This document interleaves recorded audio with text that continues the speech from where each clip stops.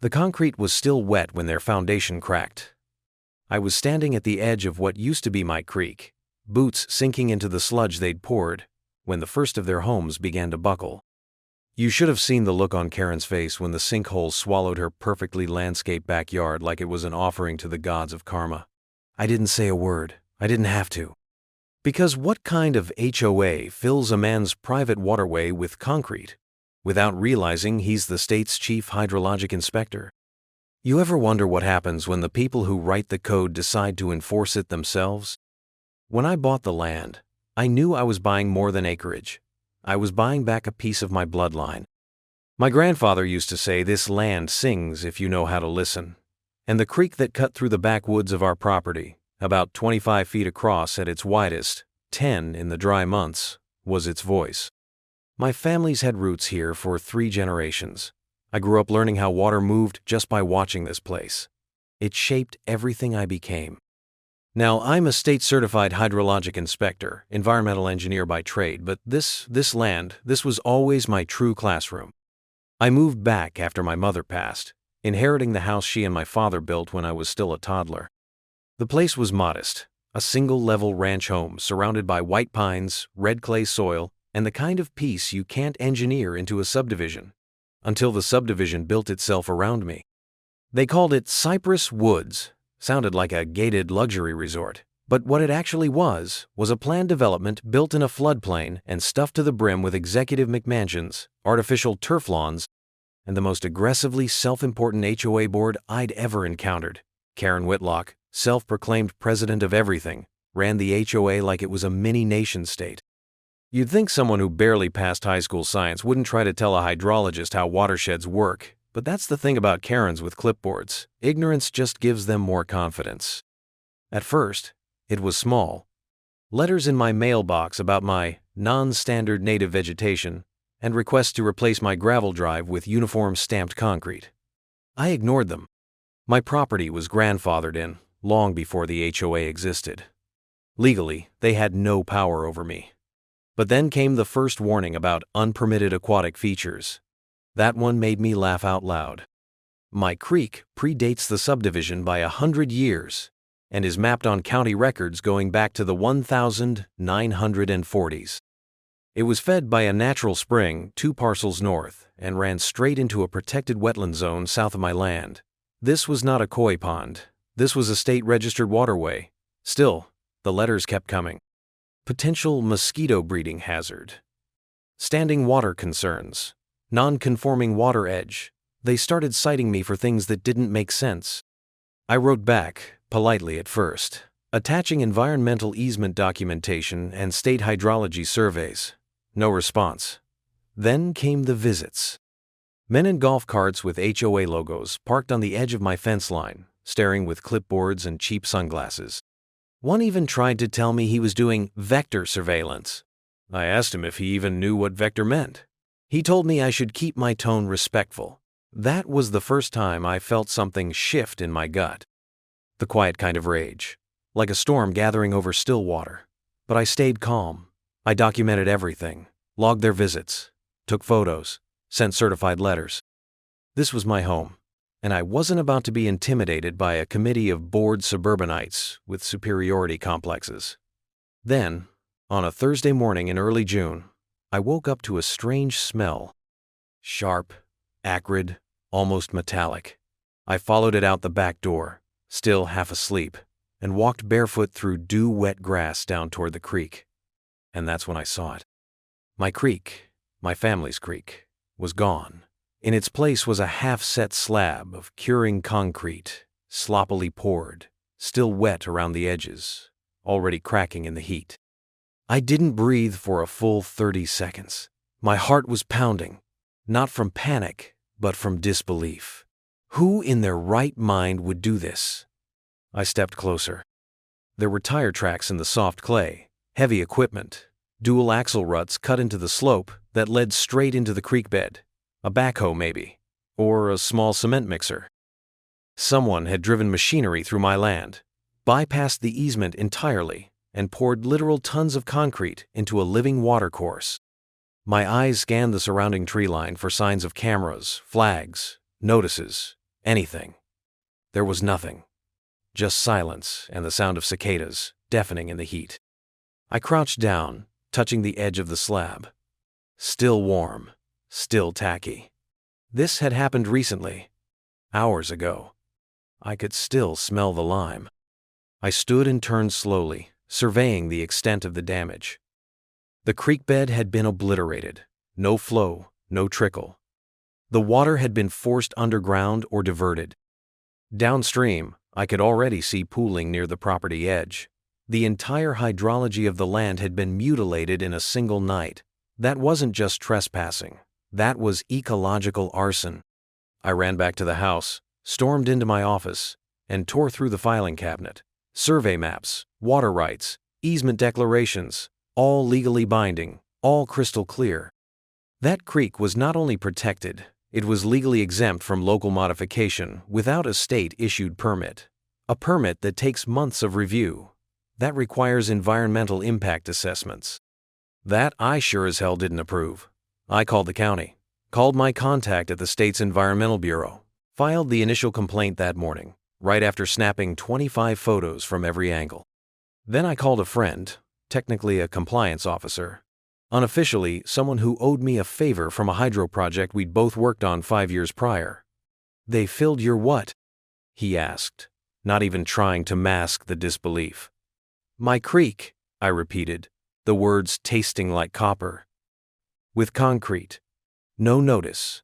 No permit. No contact." "Sweet hell," he muttered. "That's a federal waterway on the downstream side." "I know. That's a Class C violation minimum. Could go Class A if there's wetland linkage." "There is," I said. "And I've got photos," date stamped. He didn't respond for a second. Then, quietly, "You need to come in." By the time I hung up, I was shaking, not with fear, with purpose. You don't spend 20 years studying the flow of water, the delicate balance of ecosystems, the interlocking chain of geology and biology, and then watch someone pave over it like a parking lot. That creek wasn't just water, it was memory.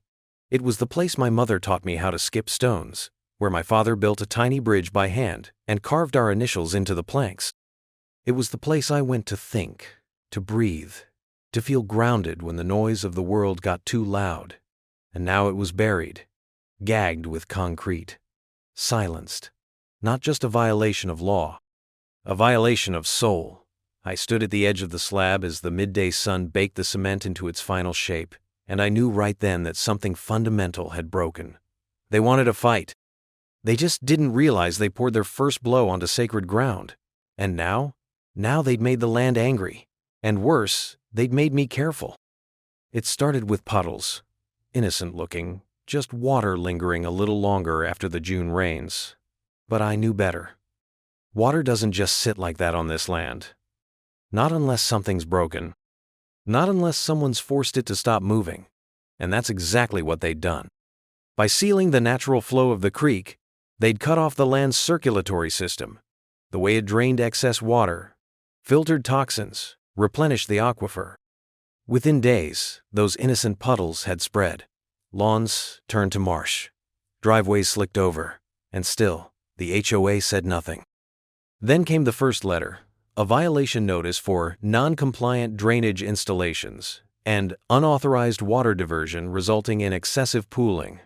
I stared at the notice for a long moment, rereading it 3 times before it clicked. They were blaming me for the flooding. Me, the man whose waterway they buried. I took the letter inside, set it on the kitchen counter, and laughed the kind of laugh that doesn't sound like humor at all. It sounded like a warning.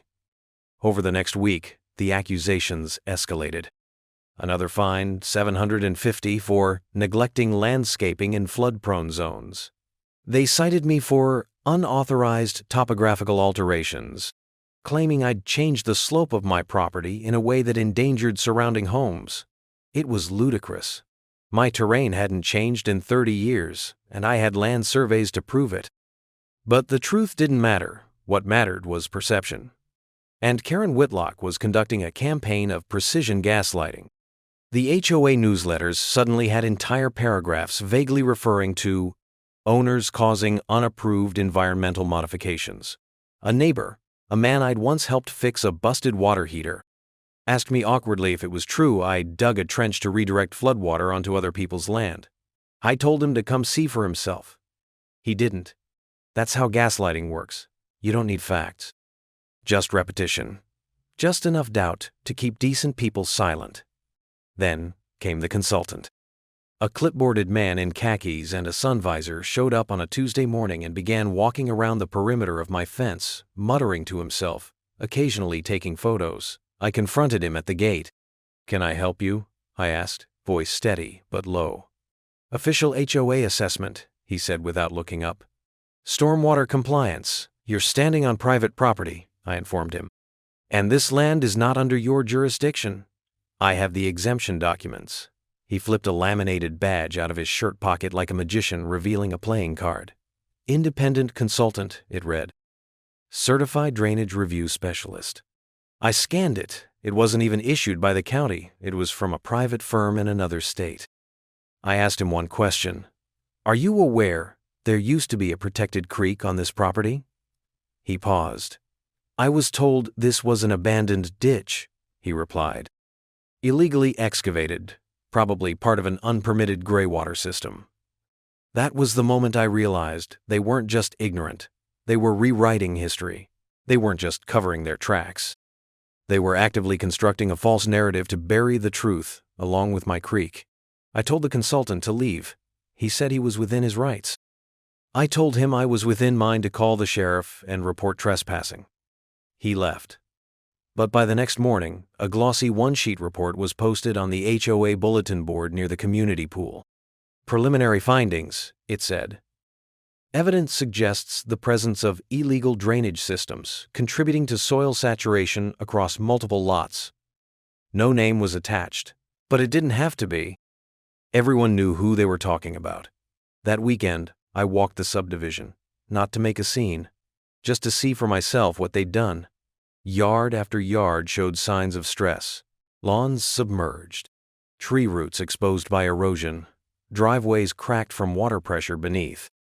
On one street, I saw a child playing with a stick in what looked like a shallow pond, but it was the lowest point in the road, and the water hadn't drained in over a week. That wasn't just nuisance flooding. That was structural failure waiting to happen. I noticed something else too. Dead fish. Not many, just a few small ones. Their silver scales flashing in the pooled muck behind Karen's home. Those fish shouldn't have been there. They used to live in the creek, and now they were dying in stagnation. I knelt beside one, scooped it up with a leaf. Its gills were stiff, its eyes filmed over. I'd told them. I'd warned them. Creeks don't exist for aesthetics. They're living systems.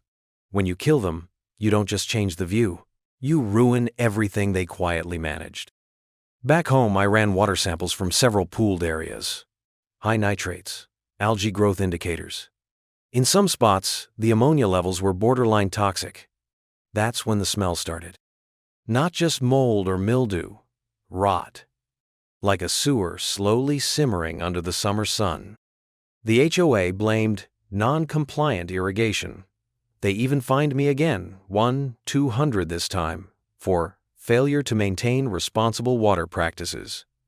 Meanwhile, Karen sent out a letter to all homeowners proposing a new stormwater mitigation initiative. It included a $500 special assessment per home. The letter claimed the subdivision had inherited legacy drainage issues due to unapproved landscape alterations by select non-compliant members. She never used my name, but she didn't have to. Attached was a crudely labeled aerial photo with my lot circled in red. Her narrative had found its villain, and now she wanted the neighborhood to pay to fix the problem I supposedly caused. Some neighbors started grumbling. One man cornered me at the hardware store, demanding to know why his yard was sinking. I offered to show him the old watershed maps. He declined. "I just want the water gone," he said, and walked off. A few others whispered their support, but not in public. Karen was already threatening liens on anyone who delayed payment of the assessment. And if they sided with me, she could make life hell. She had a reputation for it. A retired couple across the street had once painted their mailbox navy blue instead of regulation beige. Karen had fined them weekly until they gave up and repainted it, then retroactively charged them interest. I could see the fear settling in across the neighborhood like morning fog. She'd weaponized bureaucracy, and now she was mobilizing it against me. But I wasn't like the others. I didn't buy this land to be liked. I didn't spend my life learning the secrets of water just to be bullied by a petty tyrant with a newsletter. I was watching, documenting, preparing. Because every lie they told, every fine they mailed, every smirk they gave as they walked past my ruined creek, it was all becoming evidence. And evidence, like water, finds its way. At first, it was just the looks. The long stares from passing golf carts, the muffled conversations that stopped the second I came within earshot, the way the neighbor kids, who used to wave, suddenly crossed the street when I walked past. It's amazing how fast a community turns when the gossip machine shifts into overdrive, and Karen Whitlock ran hers like a well-oiled propaganda factory. It started with a single whisper, seated at the HOA meeting I was barred from attending.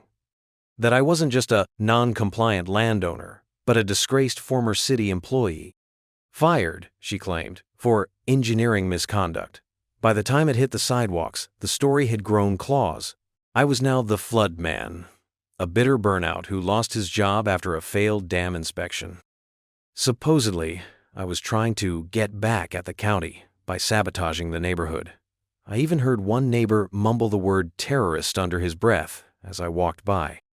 My wife, June, first heard it at the post office. One of the HOA's inner circle, Maggie, the vice president, stood just behind her in line and asked the clerk, loud enough for the whole building to hear, if it was safe to deliver mail to that hydrologist's bunker of a house. June didn't respond. She just clenched her jaw and kept walking. But when she got home, I saw the tremble in her hands. That was the moment they crossed a line. See, I can handle being the villain in their little HOA soap opera. But going after my wife? That wasn't strategy. That was war. A few days later, our mailbox went mysteriously unfilled. Not a single letter. No bills. No flyers. Nothing. Then a neighbor down the road mentioned seeing a man in an HOA vest checking mailboxes in the early morning hours. I called the postmaster. She confirmed there were no delivery holds on file and no service interruptions. The next day, a handwritten notice of violation appeared in our mailbox. No envelope, no stamp, no signature. Just a single typed sheet with bold red letters stating, "You are in direct violation of Cypress Woods Community Conduct Codes. Cease your interference or face escalated consequences." Underneath, in sloppy pen, "You've been warned." That night, I installed motion-triggered trail cams on every tree between the road and our mailbox. The next morning, the footage showed one of the HOA board members, Ted Granger, walking up in broad daylight and stuffing the paper in by hand. I didn't call the police, not yet. Instead, I backed up the footage, cataloged it, time-stamped it, and added it to a growing folder labeled HOA Harassment, Phase 3. That same week, June's vegetable garden, a sprawling half-acre oasis she'd nurtured for over a decade, was hit with its first notice. Unauthorized agricultural operation. They accused her of violating aesthetic code standards and soil compliance ordinances. Soil compliance in a rural zone where most of the backlots still had rusted tractors sitting under tarps. They even tried to claim her compost bins were hazardous waste storage. The language in the letter was carefully worded, technical enough to sound legal, vague enough to avoid accountability. But I recognized it for what it was, targeted suppression. Then came the well. Our home runs on a private deep well, drilled in the 1980s before the subdivision was ever built. One morning we woke up to nothing. No water. At first, I thought it might be a pump failure. But the system was intact. What wasn't intact was the breaker box. Inside the weatherproof housing, the circuit switch had been snapped clean off, wires severed like someone had used bolt cutters. The trail cam facing the side yard had been turned, not destroyed, just carefully rotated 90 degrees away from the well. Intentional sabotage. No note this time. Just silence, as if they expected me to lose my mind and make a mistake. I didn't. I stayed calm, rewired the box, And then I went to work, not with threats, with proof. I spent the next several nights digging into every county record I could access. Old zoning maps from the 1970s, original land plats, property easements filed decades before Cypress Woods was even proposed. I called in favors from colleagues, quiet ones, surveyors, environmental clerks, and one particularly helpful land use attorney who owed me from a watershed dispute years ago. Within 2 weeks, I had a mountain of documentation. Certified copies of the deeded waterway rights going back to 1948. A 1992 state environmental exemption confirming the creek's status as a protected feature. A hydrological impact assessment that was supposed to be submitted by any developer looking to build within 100 feet of the waterline, an assessment that Cypress Woods never filed. There was no record, no permit, no environmental review, which meant that filling in my creek wasn't just a violation. It was a felony under State Environmental Code Section 3.19, a Class B offense for altering protected water features without a compliance plan. Worse, the HOA's contractors had crossed onto my land to do it. Trespassing, property destruction, environmental damage, and obstruction of water flow across multiple jurisdictions. I had them, but I didn't move yet. Because while I had the proof, I needed the timing.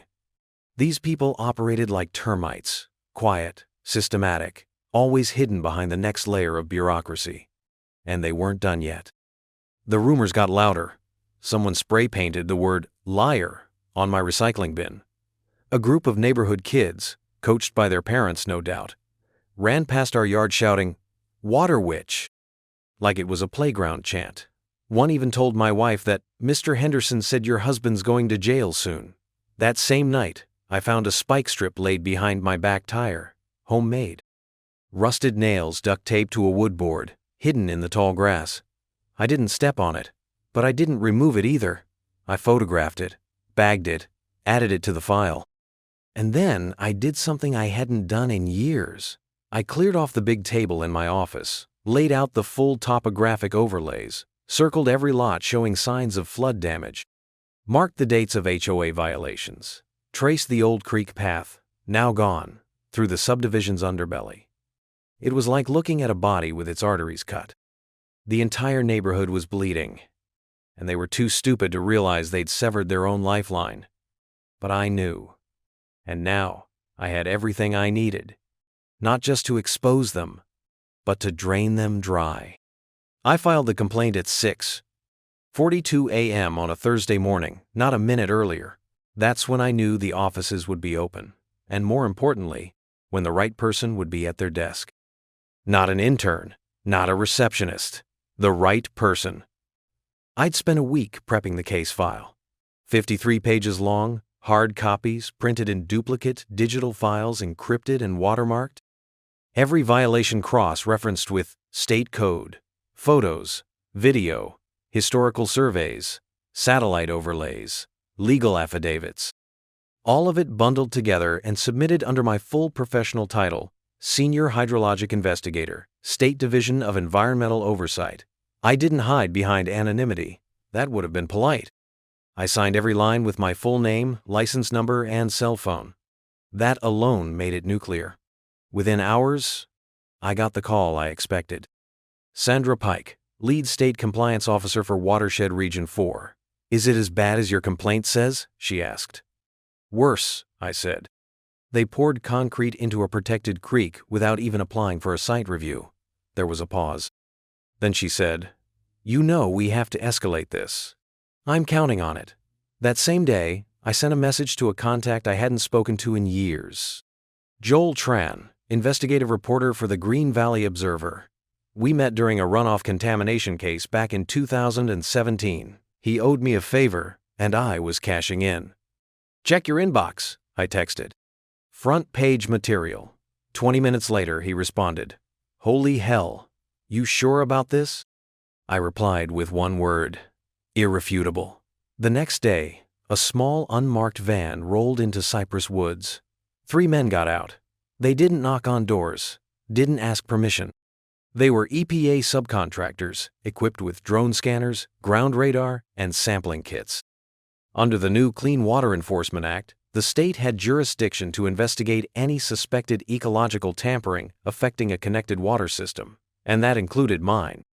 From my porch, I watched the drones rise above the rooftops and begin scanning. Karen came out of her house 5 minutes later in a silk robe and tennis shoes, phone glued to her ear. I could tell by the stiffness in her posture that whoever was on the other end of that call wasn't giving her the answers she wanted. It didn't matter. The trap was already sprung. By noon, the drones had mapped the entirety of the subdivision's subsurface hydrology. What they found was damning. Floodwater pooled in artificial pockets, pressure buildup beneath the slab foundations, evidence of illegally placed fill material composed of concrete slurry, reinforcing mesh, and rebar. None of it permitted. Worse, a diverted runoff channel had redirected stormwater straight into the protected wetland area south of the neighborhood, causing measurable contamination. They'd turned an entire drainage basin into a septic stew. And now, the state had proof. But that wasn't the best part.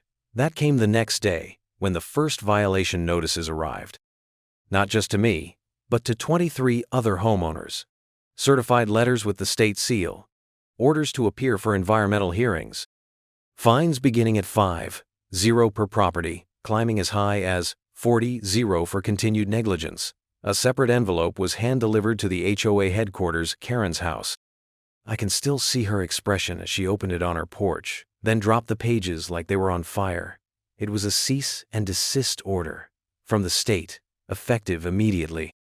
Any further interference with stormwater systems, landscaping, or private property was now a prosecutable offense.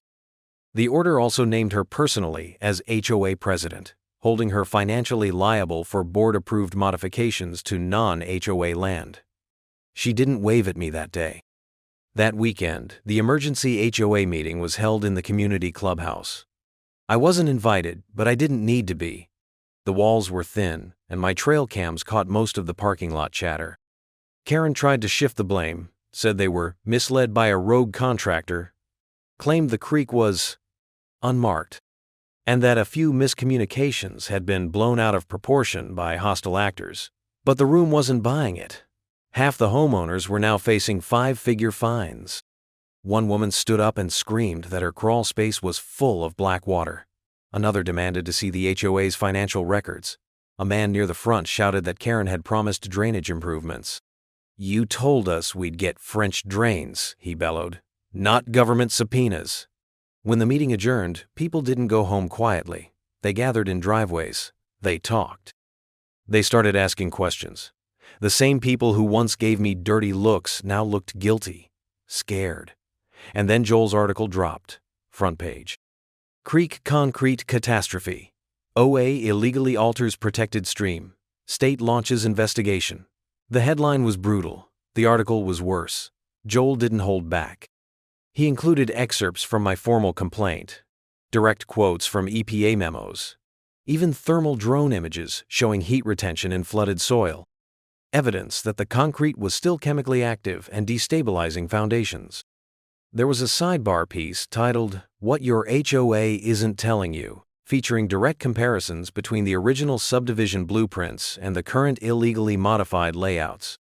And yes, Joel printed the name Karen Whitlock in bold. That afternoon, 3 news vans pulled into the neighborhood. Channel 7, Channel 9, and a local podcast that did exposés on suburban corruption. The first resident interviewed? Mr. Donnelly, the retired Marine whose backyard now looked like a rice paddy. "I was fined $6,000, he said, holding up the violation notice. "Because the HOA told me the flooding was my fault. Now I find out they buried a creek like it was garbage. Somebody's going to prison." Karen tried to issue a public statement. It was a disaster.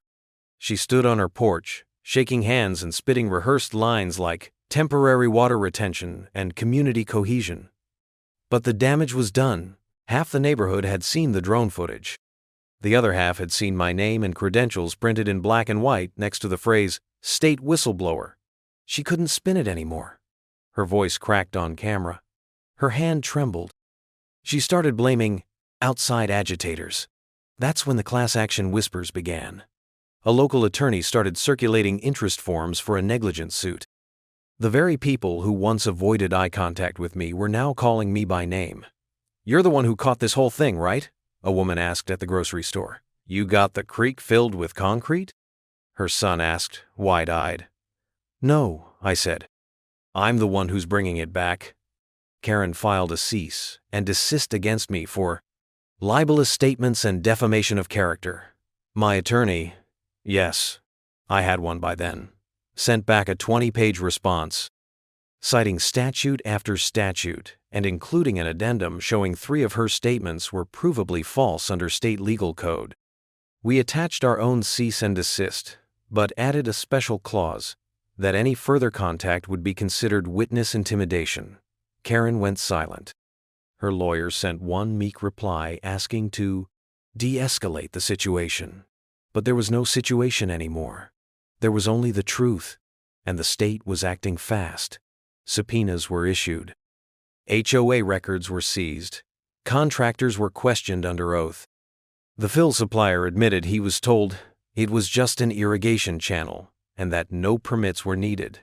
That alone triggered a secondary investigation into construction fraud. The dominoes were falling. Slowly, yes, but with the kind of legal weight that grinds reputations into powder. For the first time in months, I slept.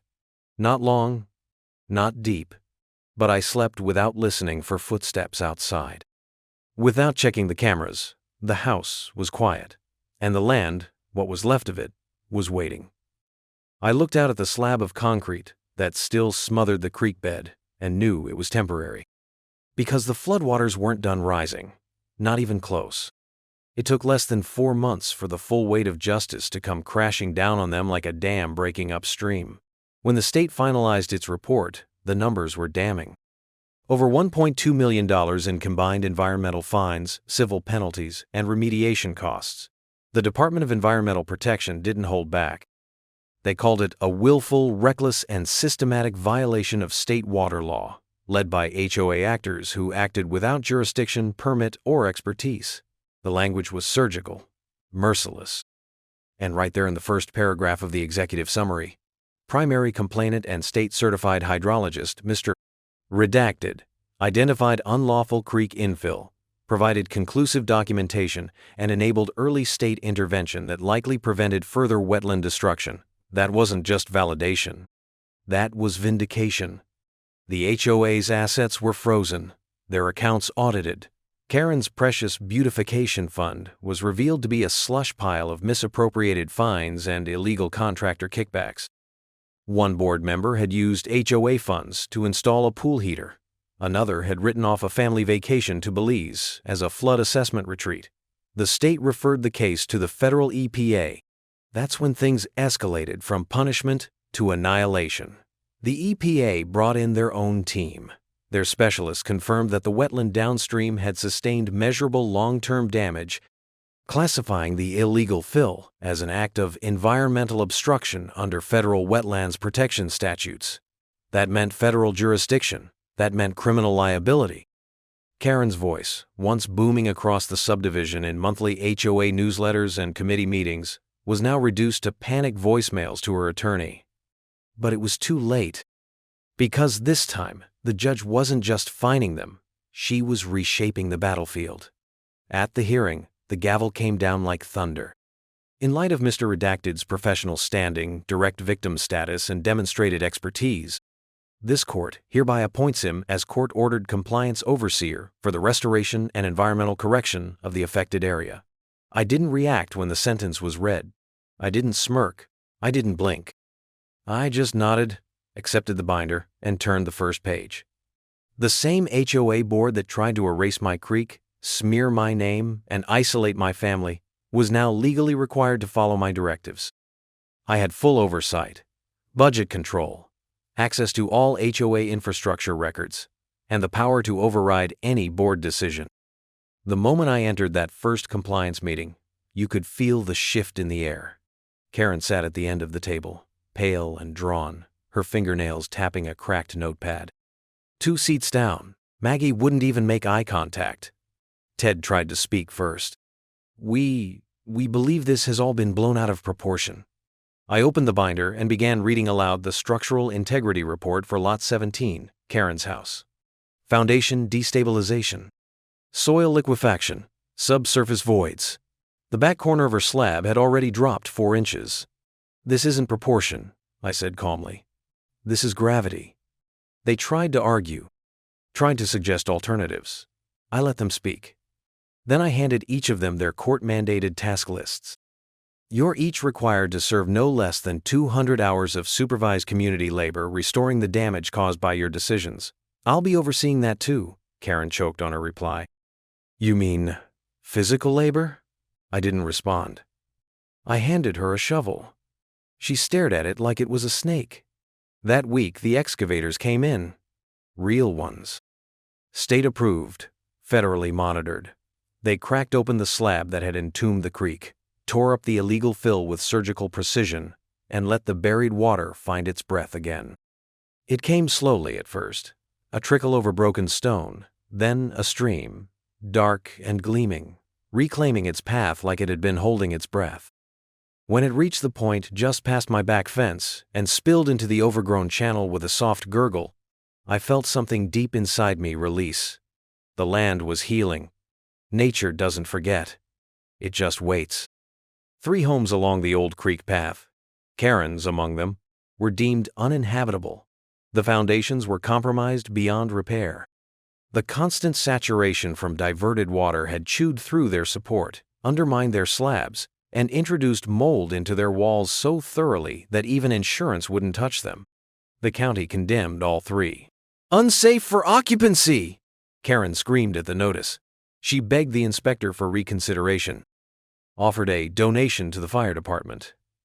He just pointed at the watermark from the EPA and walked away. By court order, the HOA had to fund the removal of all damaged structures, the full restoration of native plant life along the creek, and the implementation of a certified flood management plan. Every dollar came out of their coffers, and when that ran dry, from special assessments on board members' properties, no exemptions, no loopholes, Karen tried to resign. Tried to disappear into obscurity before the final blow landed. But it didn't work, because the class action suit filed by the homeowners named her personally: negligence, defamation, property value destruction. One family had to sell at a 200-0 loss because their basement flooded weekly. They named her. So did 6 others.